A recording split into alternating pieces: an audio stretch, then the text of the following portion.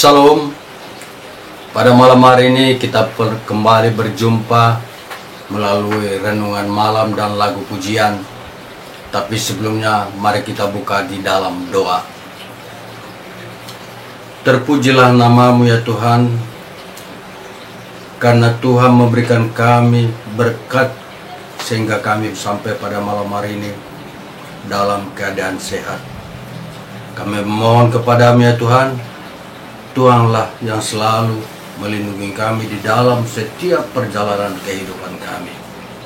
Malam hari ini Tuhan, kami akan mendengar firman-Mu dan lagu pujian. Kiranya firman itu dapat bertumbuh di dalam kehidupan kami. Ampuni segala dosa kami, agar kami layak menerima berkat-Mu. Di dalam nama anak-Mu Tuhan Yesus Kristus, kami telah berdoa dan mengucap syukur. Amin. Bukan dengan kekuatanku ku dapat jalani hidupku, tanpa Tuhan yang di sampingku ku tak mampu sendiri. Engkaulah kuatku yang menopangku. Ku pandang wajah-Mu dan ku berseru, pertolonganku datang dari-Mu. Peganglah tanganku, jangan lepaskan. Kaulah harapan dalam hidupku. Saudaraku yang terkasih, yang menjadi renungan malam untuk kita, saya ambil dari Mazmur 42 ayat 2 sampai dengan ayat 6. Demikian firman Tuhan. Seperti rusa yang merindukan sangat yang bersih, demikianlah jiwaku merindukan Engkau ya Allah. Jiwaku haus kepada Allah yang hidup. Bilakah aku boleh datang melihat Allah? Air mataku menjadi makananku siang dan malam, karena sepanjang hari orang berkata kepadaku, di mana Allah-Mu? Inilah yang hendak ku ingat, sementara jiwaku gundah gulana. Bagaimana aku melangkah ke rumah Allah dengan sorak suara dan menyanyian syukur dalam keramaian orang-orang yang mengadakan perayaan. Mengapa engkau tertekan, hai jiwaku, dan gelisah di dalam diriku? Berharaplah kepada Allah, sebab aku akan bersyukur lagi kepadanya, penolongku dan Allahku. Demikian firman Tuhan.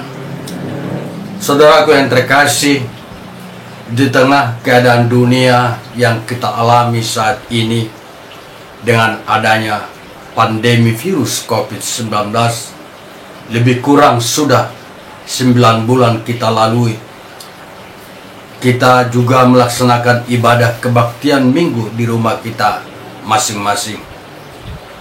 Tentu hal ini membuat kita bertanya, sampai kapan ibadah minggu seperti itu kita laksanakan di rumah kita? Kapankah kita kembali seperti semula, beribadah, berkumpul bersama dengan saudara-saudara kita seiman di gereja? Jika kita mau merenungkan keadaan ini dengan iman, maka banyak hal yang hendak diajarkan situasi ini kepada kita, tentang pentingnya kebersihan, kesehatan, kebersamaan dalam keluarga. Tentu menggugah kita untuk semakin mau berbagi dengan sesama. Namun, satu hal yang juga diajarkan oleh Tuhan kepada kita, sesuai dengan nats firman Tuhan bagi kita saat ini, adalah tentang kerinduan kita kepada Tuhan. Apa yang dia alami pemazmur dalam nas ini kurang lebihnya memiliki sedikit kemiripan dengan apa yang sedang kita rasakan juga dengan keadaan dunia saat ini. Pemazmur berkata, "Jiwaku haus kepada Allah yang hidup. Bilakah aku boleh datang melihat Allah?" Karena situasi yang sulit yang membuat pemazmur harus jauh dari bait Allah, sehingga dia harus melewatkan hari raya besar yang seharusnya dirayakan meriah bersama-sama jemaat yang besar di bait Allah. Situasi ini telah mengajar mereka untuk semakin mengenal Tuhan di masa-masa yang sulit. Walaupun situasi yang sulit itu membuat pemazmur mengalami kesedihan yang mendalam, dan begitu pun kita saat ini. Situasi itu telah mengajarkan untuk semakin mengenal Tuhan jauh lebih dalam lagi. Begitupun kita sebagai jemaat yang hidup pada saat ini. Keadaan yang sulit yang kita hadapi dalam kehidupan saat ini tentu bisa membuat kita terpukul, menyakitkan dan memilukan. Namun jika kita menerima setiap keadaan dengan iman, maka situasi yang sulit akan mengajak kita untuk semakin mengenal Tuhan jauh lebih baik dan dalam lagi. Ada 3 hal yang perlu kita renungkan sesuai dengan firman nats kita malam ini.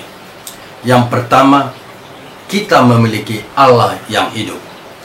Dengan situasi yang sangat sulit yang kita hadapi pada saat ini, kita harus yakin sepenuhnya bahwa kita memiliki Allah yang hidup.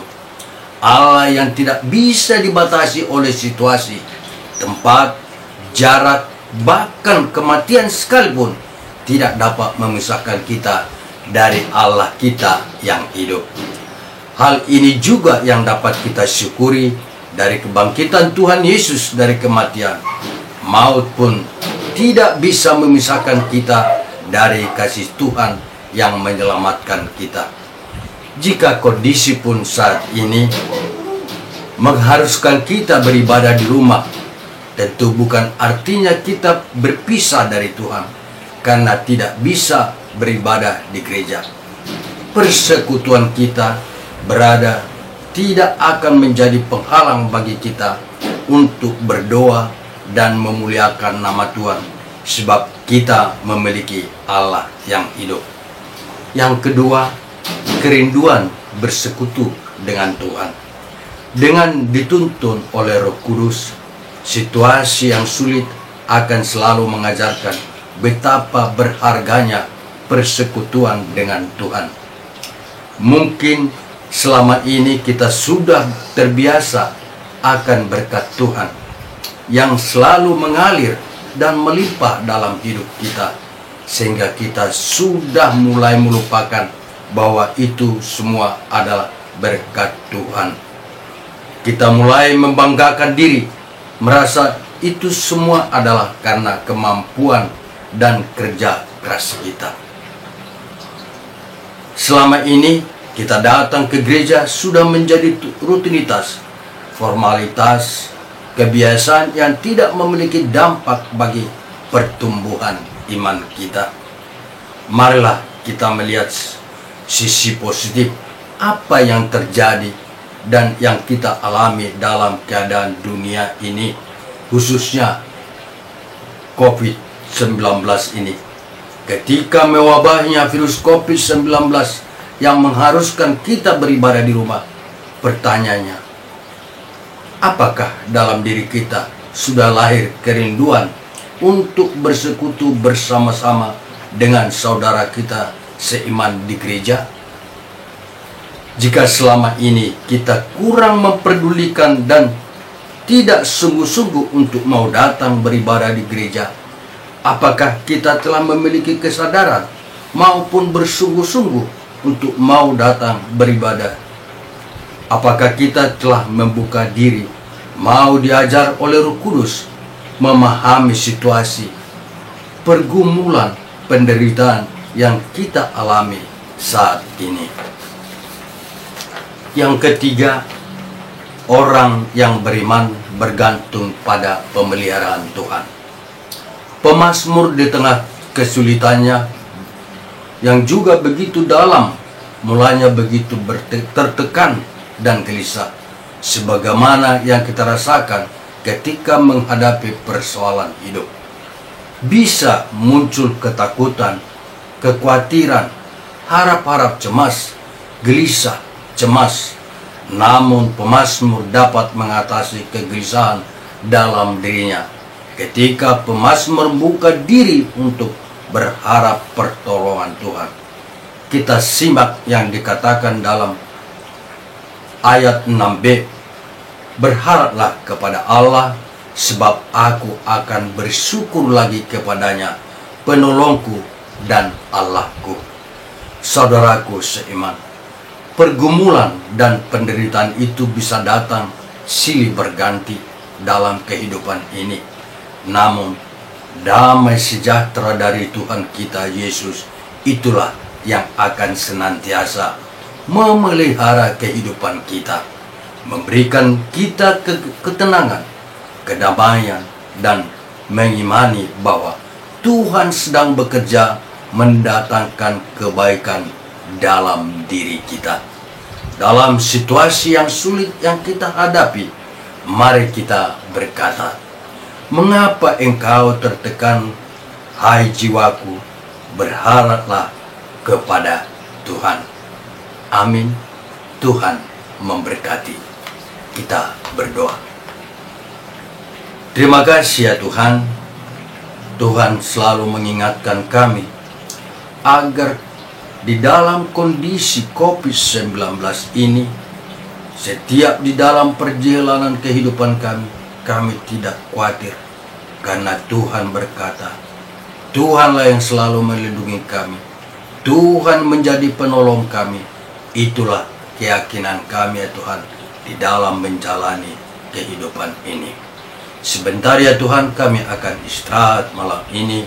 Kiranya Tuhanlah yang selalu menjagai kami. Anak-anak kami ya Tuhan, dimanapun mereka berada, Tuhanlah juga yang selalu melindungi dan memberikan apa yang mereka cita-citakan sesuai dengan kehendak-Mu. Ampuni ya Tuhan dosa kami. Terima kasih Tuhan, kami telah berdoa dan mengucap syukur. Amin.